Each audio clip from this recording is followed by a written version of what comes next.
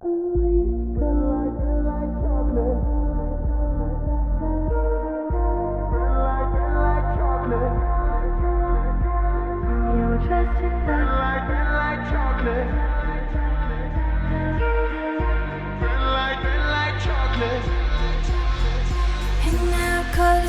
'cause I know that you will.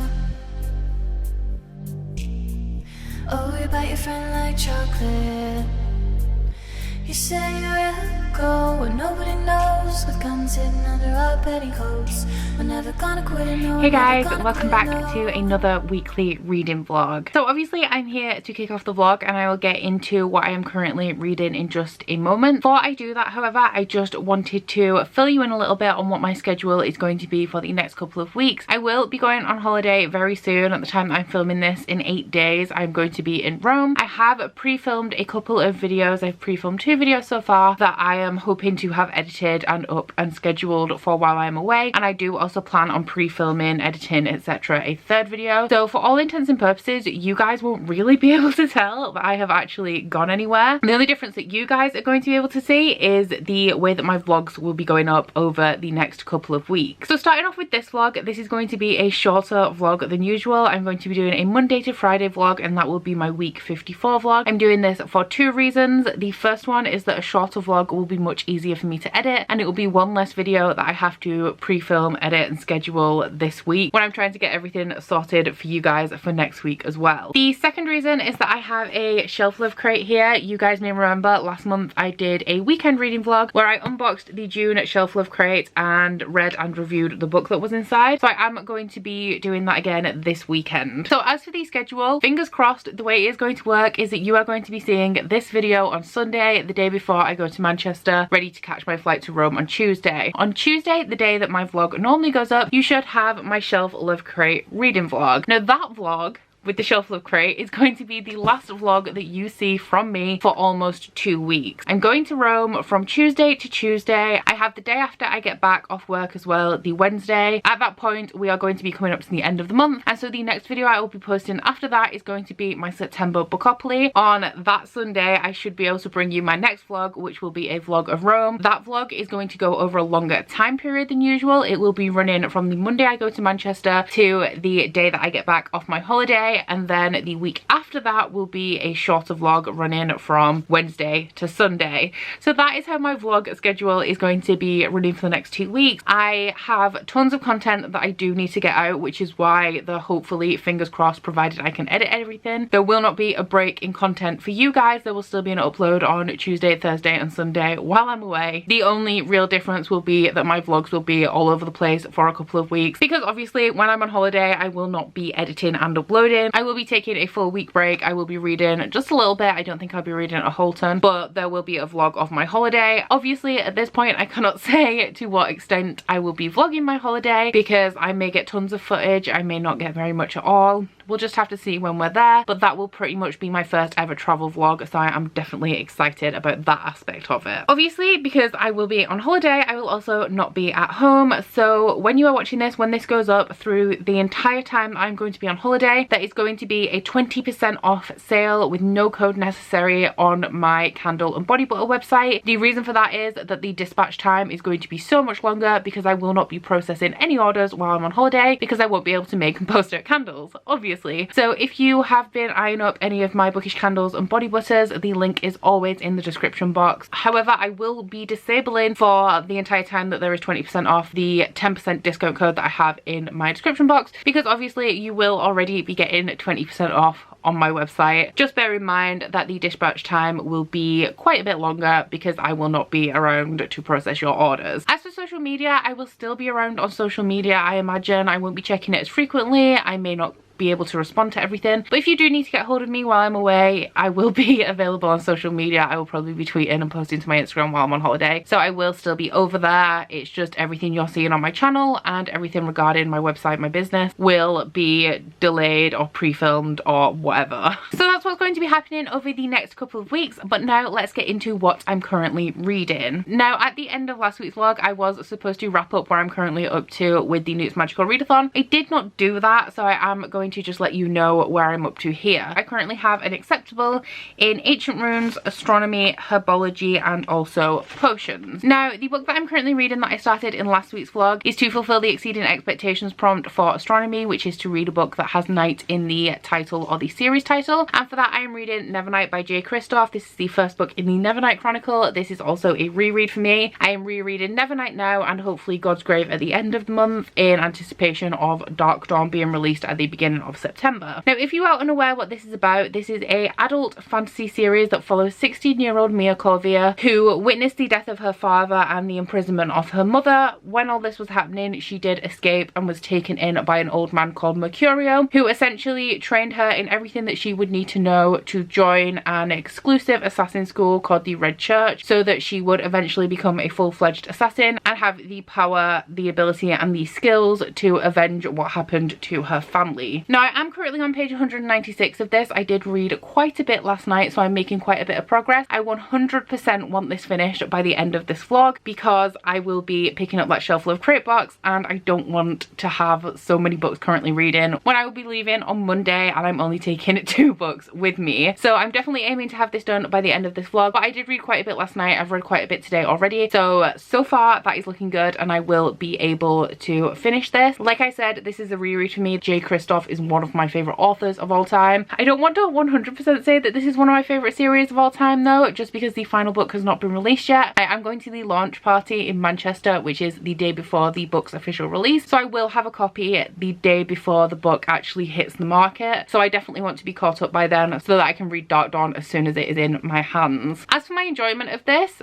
it's going to be 5 stars. I mean, the first 100 to 150 pages are quite dense and a little bit difficult to get through while you're getting used to the style and finding out everything that you need to know to enjoy the story. But I am past that point now. We are in the assassin school, everything's kicking off, and I absolutely love it. So there is no doubt in my mind that I will be giving this a 5-star rating again and that I will still just be madly in love with this story. The second book that I am currently reading, I have only started today. I am only 1 chapter in, so I can't tell you too much about it right now, but that is Six of Crows by Leigh Bardugo. So you guys are probably very excited that I'm finally reading this. I have been buddy reading the entire Grishaverse with Jade from JDA Reads. Last month we wrapped up the Grisha trilogy. That trilogy was a reread for me, but I haven't read Six of Crows before. So at the schedule that we have set for this, I will finish it on Sunday. Once again, I need to stick to that schedule because I don't want to be taking this on holiday with me. Like, I just want to take 2 brand new books that I'm just starting. I don't want to be taking this with me because I have 100 pages left. So I'm 100% aiming to have this done by Sunday. So I probably won't finish it in this vlog. It will be at the end of the weekend vlog, and I will probably end up reading it alongside the Shelflove crate book. So as I haven't read this before and I'm only 1 chapter in, I can't tell you a great deal about the plot aside from what I know going into this, and that is that this follows 6 people who have been selected. I think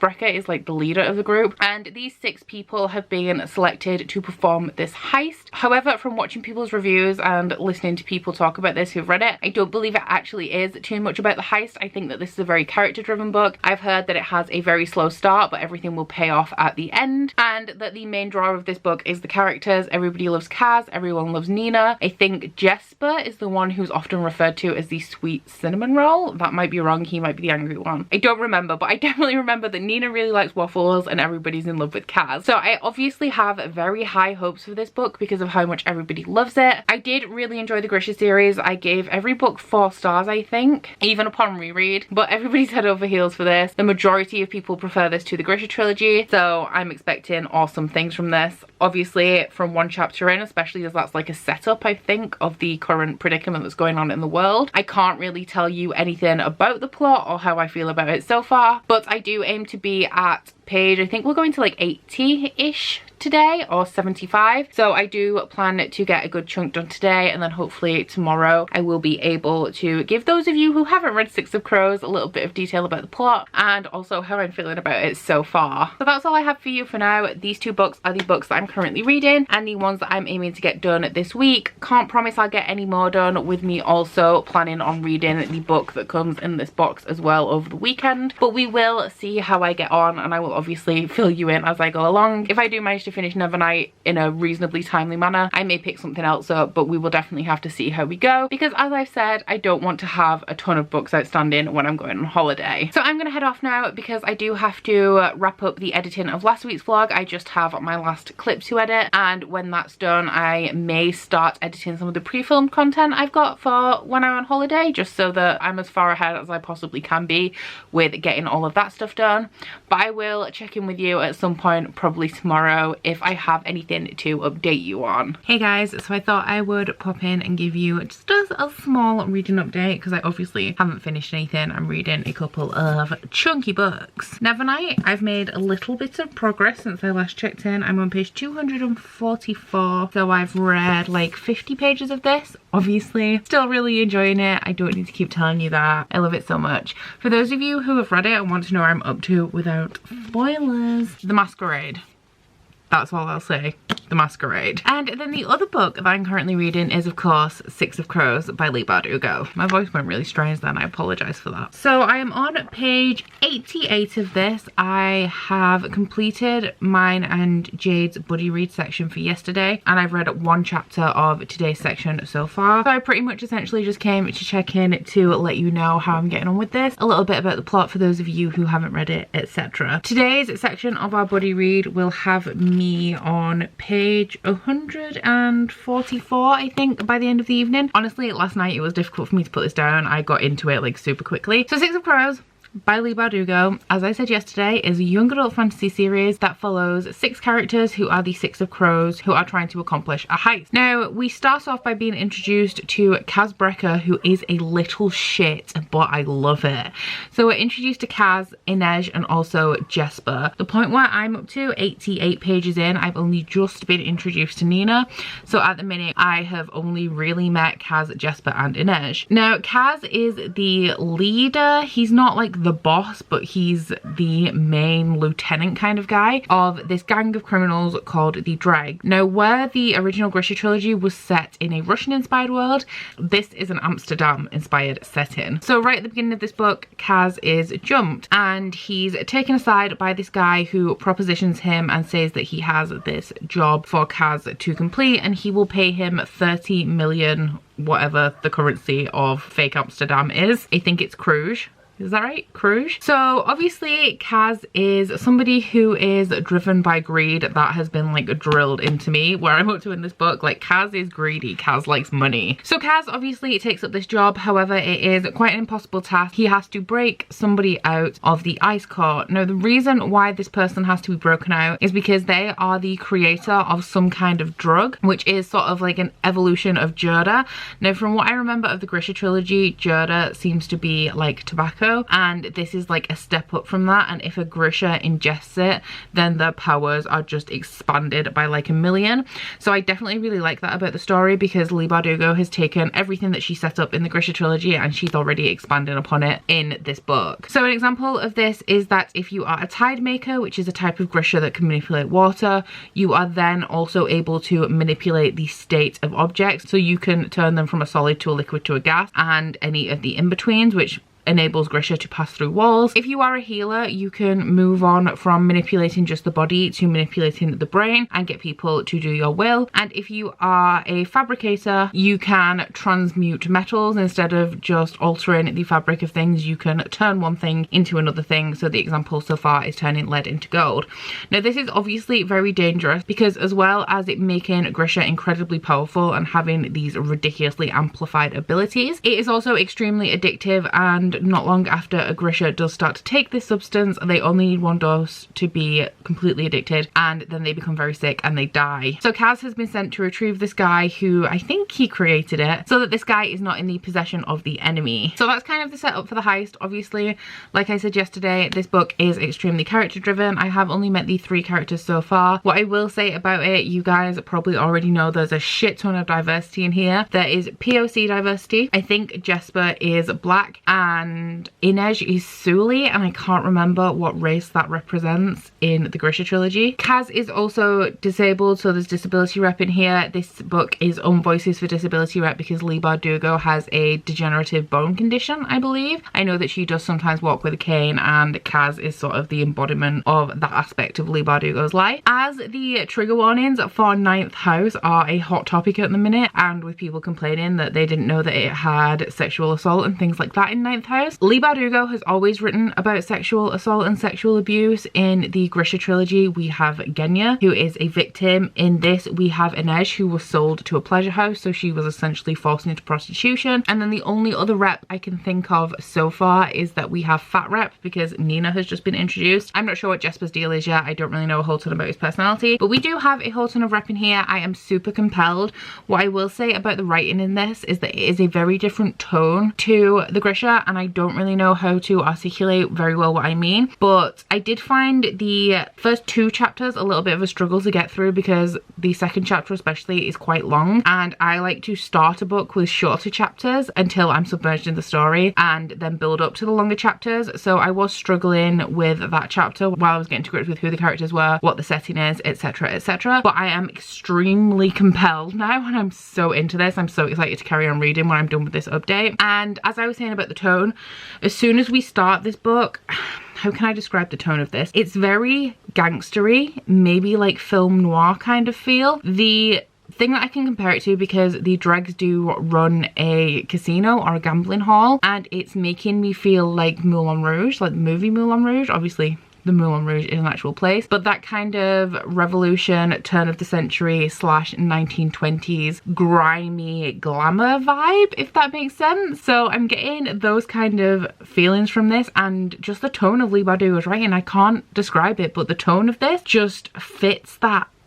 mood and that setting and that attitude so well. So as you can tell, I'm definitely enjoying this. I'm reading 2 excellent books at the moment, and they both have crows on. Maybe that's a theme. Jade, I'm coming for your brand. So yeah, 2 very excellent books, super compelled to be reading at the minute. I'm very optimistic that both of these are going to be finished by the end of the week because I'm just loving reading. So that's all I pretty much have to say about both of these for now. I'm going to go and edit one of the videos that I pre-filmed for next week, and while I'm doing that I will be interspersing like little bits of editing with reading 6 of Crows. I don't know if I'll have anything else to tell you in a while. I'm filming tomorrow and I have to go to the library at some point, so something may crop up that I need to tell you, but if not, you may see some non-spoilery reactions to 6 of Crows in this vlog. And also, obviously, I'll come back and check in when I have some thoughts and feelings on something. Hey guys, so I'm just popping in with a quick, hopefully quick, reading update. I'm currently on page 154 of 6 of Crows. I'm still enjoying this. I still really like it. I've been talking to Jade as well. Jade is really enjoying it, and she's like flying. Well, I'm assuming she's ahead of me now because it's like past 9 p.m. and I still have like 50 pages of today's section to go, but I will be getting on with that while I'm editing my video for tomorrow. I've changed my schedule again. I couldn't be bothered filming yesterday to have the video I wanted, which is my mid-August wrap-up, go up tomorrow. So I decided to put up a video that I pre-filmed, and then today on a whim I decided that I was going to film and edit my mid-August wrap-up all in one day. So I need to start editing that pretty soon, but I will be reading some chapters of this in between sections of editing as I do, because I'm a Taurus. I need to reward myself for things to be able to motivate myself to do things. That's how life is for us Taurines. Not all of us probably, but I believe that my star sign is known for liking luxury and comfort, which is true. It's true. So I'm enjoying this. And regarding Nevernight, I'm on page...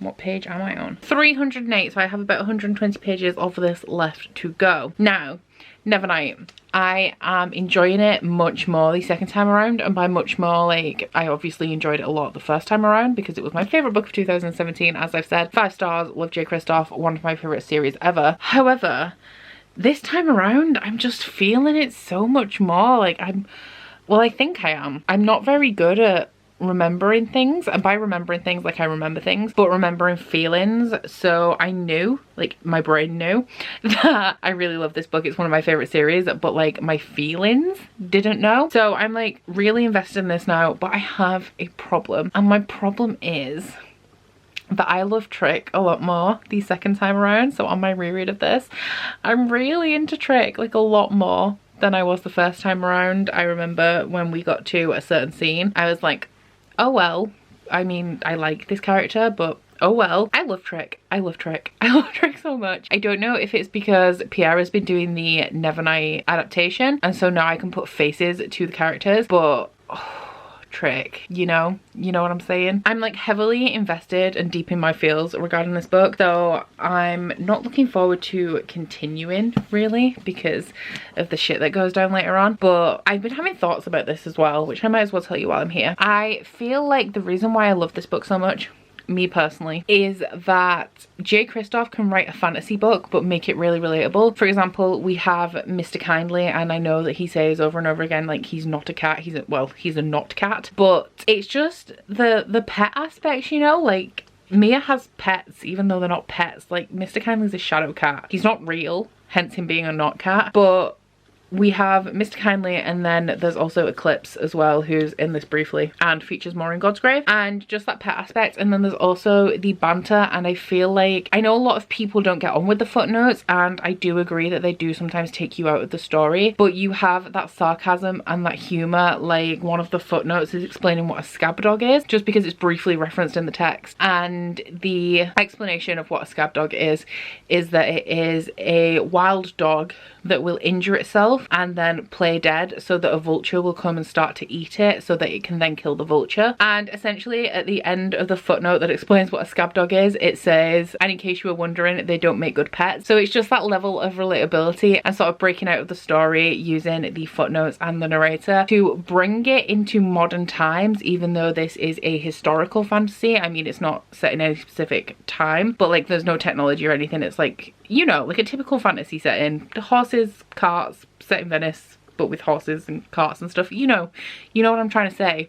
Why am I trying to get this point across so much? But just the way that it brings it into modern day, and it can be relatable in those aspects to modern life and how people are, you know, like we see dogs, we see tigers and lions, and it's like, I want that as a pet. A tiger would eat you if it was a pet. But it's just stuff like that that I really love. I love J. Kristoff so much because he's just a cool guy as well as writing excellent books. I honestly think that his books are just amazing. I haven't finished a series of his yet, but I have read from every series he's written apart from Lifelike. I do own Lifelike, I just haven't gotten to it yet. And honestly, everything he writes I absolutely love. And like I said, on top of that, he's a really cool guy. He's really funny. He's active on Twitter. If you tweet him or post an Instagram story and tag him, likelihood is that if you do this semi-frequently, at least once or twice or more than that, J. Kristoff will actually reply to you. He's replied to me before, and so has Lainey Taylor. I tagged them both in something. Yeah, Jay's just a cool guy. I think he writes fantastic books, and I think he's a genius. Just the way that he does this and writes like a historical fantasy but brings it into like a modern context in ways, or adds in things that are relatable to modern readers, I just find absolutely fascinating. So yeah, I just wanted to come in and tell you that pretty much. But obviously I'm absolutely loving this more the second time around, so my heart's gonna get broken. So that's where I'm up to on my current reads. I could just blast through this tonight, honestly, but as Jade is steaming ahead with Six of Crows, I do want to keep on track with this. May try and finish this tomorrow because I don't think I'll have intensive editing to do tomorrow. I think I'm just going to start editing this vlog and get it up to date. So yeah, I may try and finish this tomorrow. I'll let you know if I manage it, and then steadily plodding along with this one.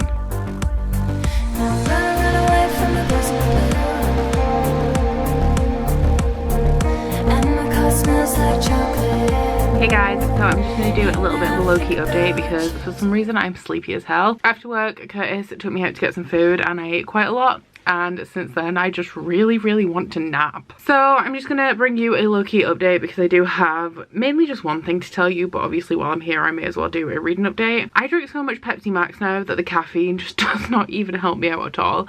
I just want to go to sleep, but it's only like 8 PM. Also, if Pepsi Max want to sponsor me, I could do with a lifetime supply of Pepsi Max, and I also like money. So the main thing I have to show you is not really an unboxing because I've already unboxed it. because I knew what it was. But a couple of days ago I was contacted by the publicist of Harper Voyager because they run giveaways quite frequently for new releases and proofs and things, and I always enter them because Harper Voyager I think is the publisher that I've read the most books from so far this year. They have a lot of the big fantasy releases, like J. Kristoff with Nevernight etc. is published under Harper Voyager, and like all of the A Song of Ice and Fire series, I think my editions are all Harper Voyager. So I do follow them a lot on Twitter and I always enter the giveaways, and I won my first ever giveaway. I'm so happy. I've never won a giveaway before. I enter most of the giveaways I say on Twitter, but I don't win shit. So I was a little bit shook, but I did win 2 books. Now I have already opened the package because I knew which 2 books they were, but one of them I don't know a lot about, and that is The Painted Man by Peter V. Brett. Now I know that Peter V. Brett is a pretty well-known fantasy author, but this is not a new book. This is the collector's edition, so the collector's edition is new. It's also illustrated by Dominic Broniek. I hope I said that right, but we have some illustrations in here as well, and that's an illustration of a dragon, so I'm already 10 times more interested than I was before I knew anything about this.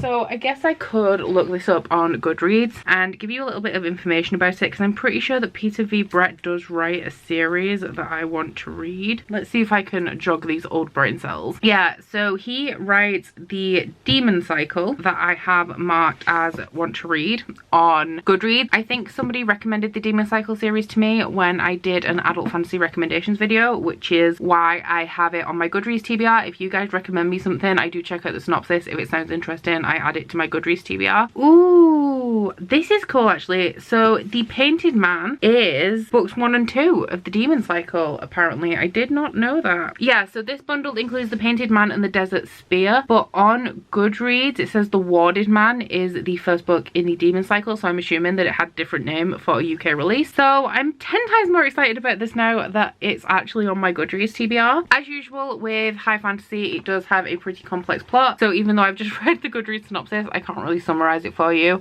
I am terrible at doing anything without context. Like if I start watching a movie, I have to look up like just the 2-line synopsis on IMDb, otherwise I just can't wrap my head around it. So you guys probably know what this is about a lot more than me, because one of you guys did recommend this to me to start off with. Also, this angle that we're working with isn't great, but like I said, I'm tired. And the other one that I have is kind of exciting. Now, this is a book that I did intend to read, but I said I wasn't reading it until my library got it in because I didn't want to pay for it. And you're all gonna hate me for saying that if you didn't know this previously, but that is The Dragon Republic by R.F. Kong. Now, in 2018, everybody was saying that the Poppy War was the best fantasy of 2018. Not even the best debut fantasy, just like straight off the best fantasy. So obviously I was interested. I read it earlier this year. I was not impressed. I gave that book 3 stars. It was okay.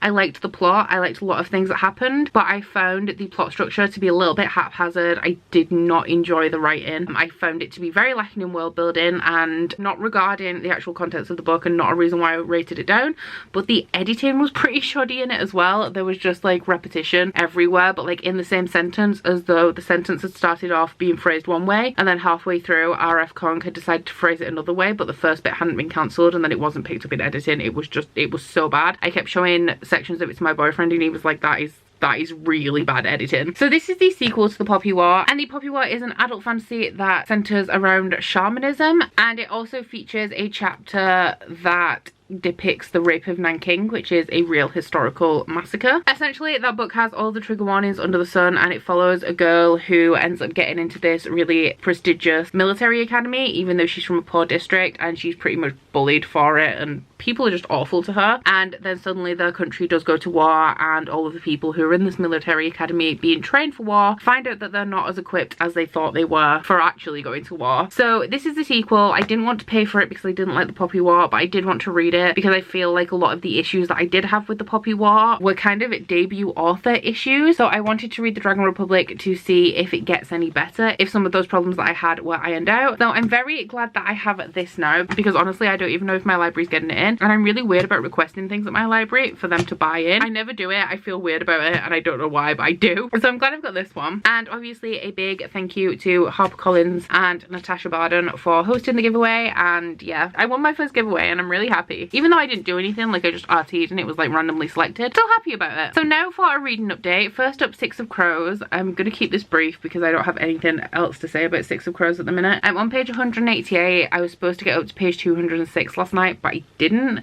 so I have some catching up to do tonight. And then Nevernight, I'm not going to say too much about this, but that is because I am very nearly done. I need to find out where I'm up to because I've been reading it on Scrib today. I don't take the physical book with me because it's the UK hardback, and also I don't want to carry hardbacks because of weight and obviously damaging them. So let's see if I can find out where I'm up to. I'm like halfway through a chapter as well, which isn't good. Okay, so I'm not very far into this chapter, so I'm just going to say that I'm at the start of it for the sake of telling you guys where I'm up to. I'm on chapter 34, which is page 390 of 427. So I have like 37 pages left of this. So even though I'm behind on this and I really need to catch up on this, I am going to finish this tonight. I don't have a lot of editing to do today. I'm going to start editing this vlog. So obviously I can't finish it because this vlog isn't finished yet. I just want to make some progress on it to make my life easier over the weekend. So I'm going to try and finish this one, and then if I don't catch up with this tonight, I'll be able to focus on this all of tomorrow instead of just reading it at night. So I should definitely catch up tomorrow. So that is all I have for now. I look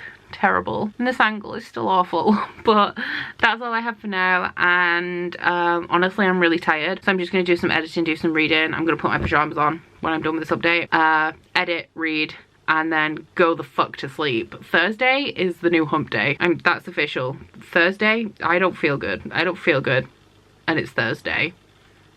Goodbye. Hey guys, so the time is 21:47, so nearly 10 p.m. and I just had an epiphany, so I wanted to check in with you guys, and obviously I can't talk spoilers. I've just given up on editing because I've been talking to Ashley on Twitter, so I just haven't actually been editing, and it's not like I wanted to get a full video edited today anyway. I just wanted to catch up on my vlog. So I'm going to get into bed. I haven't read anything yet tonight because, like I said, I've been talking to Ashley, so I've literally done nothing. I edited like the first 3 minutes of my vlog. So my epiphany I've had, like I said, I haven't read anything, but Autumn, who will probably watch this video and comment on it, she left a really long comment on last week's vlog talking about how she spoiled herself for Godsgrave. So I messaged her on Twitter and said, like, is the last line of Godsgrave a character's name and question mark? Because it's quite a distinctive ending, so I still remember it. And she said yeah. So I was talking to her about Nevernight. She's only just started Godsgrave, so she doesn't have all the information that I do, aside from the fact that she's majorly spoiled herself for it. I was thinking about Nevernight, and something that I always ask people about Nevernight, and I'm going to ask you guys as well, but I feel like I want you to DM me unless you feel like it's not spoilers. But I always ask people about the narrator, and obviously I can't give you specifics here because spoilers, but I've always assumed that the narrator of Nevernight is one particular person. And then when I started my reread, I thought that it was somebody else because of the tone and the way that they talk. So I thought it was a different character, and I just had an epiphany, and I think that it's a completely different character, and it makes perfect sense because the narrator is like super sarcastic and also knows everything. So the narrator is it omniscient? But in the context of the story, that doesn't really make sense. So the narrator actually does have to kind of be everywhere and know everything if we're taking it literally. And I think I just figured out who the narrator actually is, and I don't know whether it's common knowledge. Like, I don't know if I'm the dumbest dumb bitch ever for not cottoning on to who the narrator is until now. So I want you guys to either comment down below or DM me on Twitter. I will make sure that I check my DMs because they're not like officially open. Let me know who you think the Nevernight narrator is, because I want to know how dumb I'm being. I want to know if I've just like had a genius brainwave, or whether I'm literally so damn stupid for not figuring it out sooner. So yeah, if you want to drop into my DMs and let me know your thoughts, I would definitely appreciate it. Hey guys, so it is Friday evening now, and it's time to wrap up this vlog so that we can get started on my weekend vlog. So last night I did finish Nevernight. I always start Central and then have to move. I did finish Nevernight by J. Kristoff. I don't think I have a great deal to say about this. I've talked about it quite a lot during this vlog. You guys know that I love it. I gave this book 5 stars because of course I did. Honestly though, I do not marathon series anymore because I find that I feel like I'm not making progress if I'm still reading the same story, and then I can become like quite sluggish in my reading. But I would happily go into Godsgrave directly after this. I'm a little bit sad that I can't, obviously, because I am still halfway through Six of Crows, and I will also be starting this book, which you will have to tune into my weekend reading vlog if you want to see what that is. I love these characters so much. I love the complexity of this story. I love J. Kristoff's writing. I love the sarcasm. I love the grey morality, and just everything about this book and the series I absolutely love. I'm so glad that I picked this up. I would not have discovered this book without Booktube. I read this in 2017, October 2017. It was for one of the Halloween readathons. The October readathons in 2017 were the first ones that I ever did. I bought Nevernight Nevernight because everybody was talking about it on Booktube, and I read it, and this was probably the first hyped book that I read because of Booktube, and I'm just so glad, I'm so grateful to Booktube for introducing me to this series, because without it, it would have taken me a lot longer to find J. Kristoff if I found him at all, and he's now my favourite author. So I absolutely love this book. I am very emotionally attached to this book, so there's part of me that is like, I don't understand how anybody could not like this book, but then there is also the very rational side of my brain that says like, okay, this book isn't for everyone. Like, the writing is, it's not an acquired taste, but it's not like standard writing, so if you don't like the writing in this, I completely understand rationally, not emotionally. I rationally understand why you would not like this, but oh god, just Nevernight, you know? Like, there are quite a few plot twists in this that are emotional or very dramatic, let's say. As far as I remember, like I said, when I read God's Grave, did I say it in this video?